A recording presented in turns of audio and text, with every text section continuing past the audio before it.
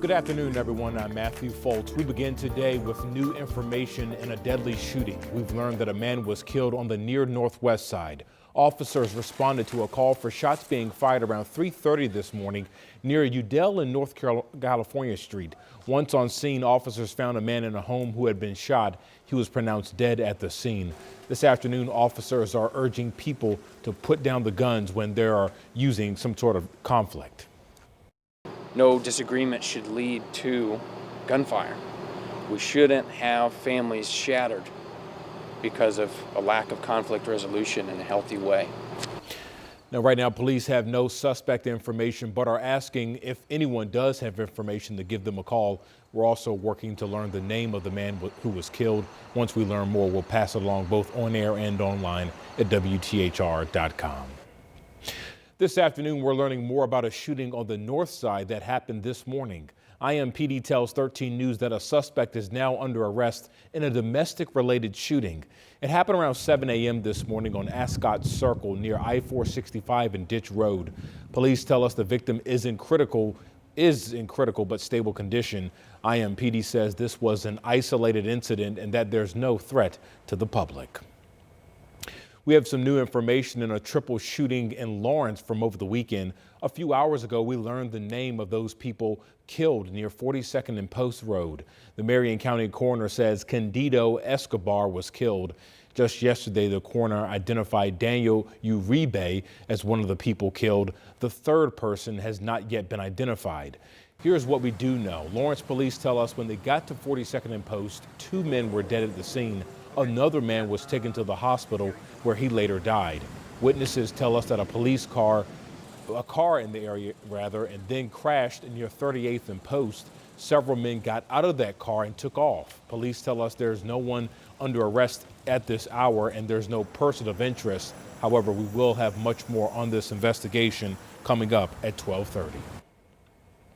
Well, we now know the names of 2 men shot and killed on the west side. We do know a third man is in critical condition. Take a look at your screen. This is a map showing those 3 people found at 3 different locations, all of them within minutes of each other. So far, police haven't connected the shootings. They responded to several locations, including West Michigan Street, West Vermont Street, and Allison Way.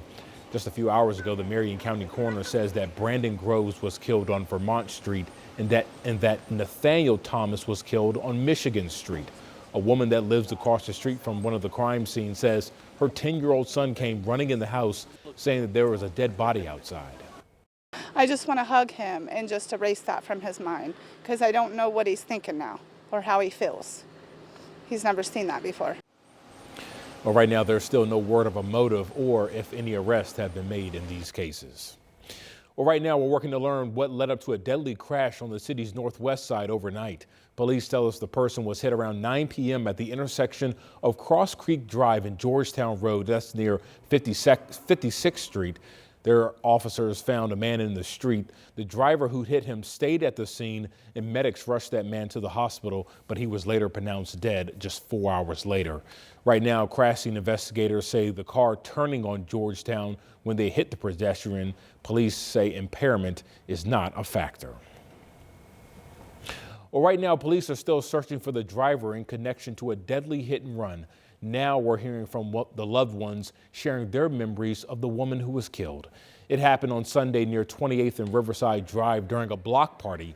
Investigators say Dominique Berryhill was near her car talking with people in the street when someone hit her. The driver jumped out of the car and ran from the scene. Now her 13-year-old daughter is without a mother. Her relatives say Dami was a kind soul, always willing to help someone who needed a hand.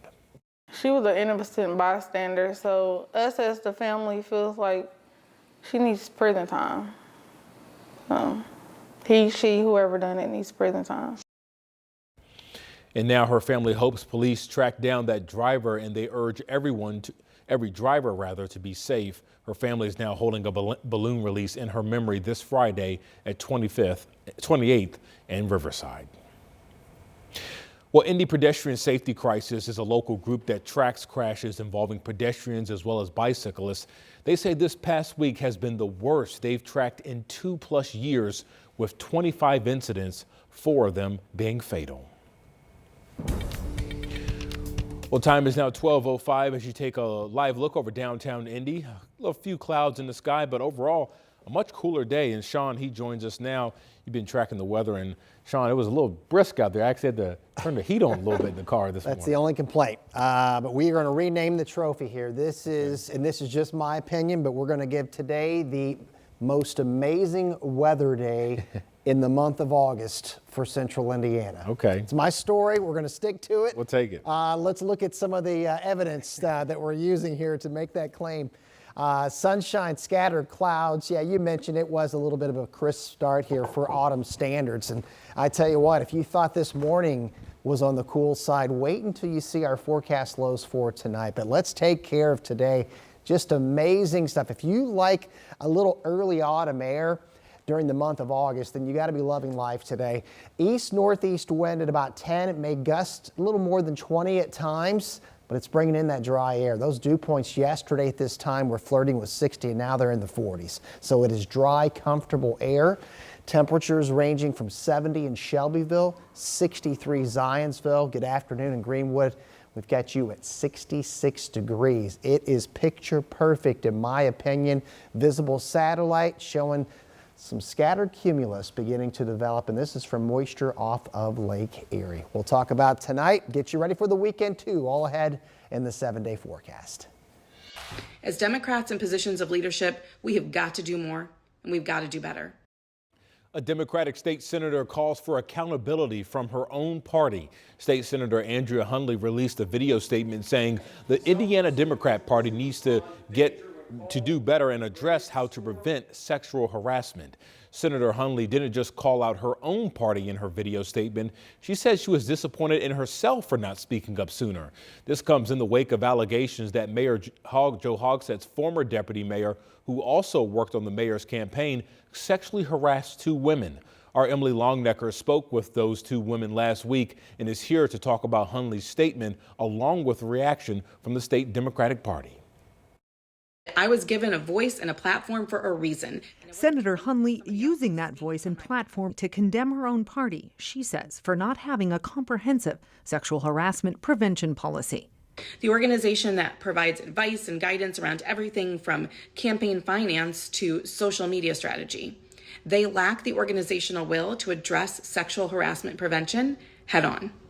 Hundley's calls for actions come in the wake of 2 women, Lauren Roberts and Carolyn Ellert, who recently came forward saying they were sexually harassed by Thomas Cook, a former campaign manager of Mayor Joe Hogsett and then Hogsett's deputy mayor. In an interview last week with 13 News, Roberts said she quit the 2015 Hogsett mayoral campaign because Cook sexually harassed her. 2 years later, Roberts says she tried to report it to Mayor Hogsett, his campaign, and finally state party leadership. They basically just said, talk to our lawyer. Mayor Hogsett says Roberts' claims were investigated in 2017 and Cook was disciplined. Cook resigned from the city in late 2020, but returned to Hogsett's most recent re-election campaign. The city says Cook was removed from that campaign last October based on new claims Cook had a romantic relationship with a subordinate while working for the city. Hundley called on the mayor to release the results of the investigation into Roberts' claims. Roberts says she was never contacted as part of that investigation. Last week, Mayor Hogsett announced he was taking an executive action to establish sexual harassment training for all city-county employees, not just supervisors. The mayor also said the city will create a third-party reporting system for employees to report complaints anonymously. The failures have been systemic and continue to be systemic. I stand with the survivors, Caroline and Lauren, and with those brave enough to come forward and share their stories, and with those who continue to feel forced into the shadows for fear of retribution. And that was our Emily Longnecker reporting. We reached out to the Indiana State Democratic Party, who told us they are working on a response to Senator Hundley's video statement. Well, today we're also working to see if a 4-year-old boy who accidentally shot himself is still in critical condition. That shooting happened on Sunday on North Dearborn near North Keystone. Right now, police are still investigating and police detained 2 people at the scene. We have reached out to police to see if there are any arrests in this case. Well, right now, a man is starting his 70-year sentence after the deadly shooting of a 19-year-old man near Ball State's campus. It happened back in August of 2022. Investigators say security video shows the victim, Quayandre Johnson, and 23-year-old Malik Williams in a confrontation before the shooting. A jury found Williams guilty of murder last month.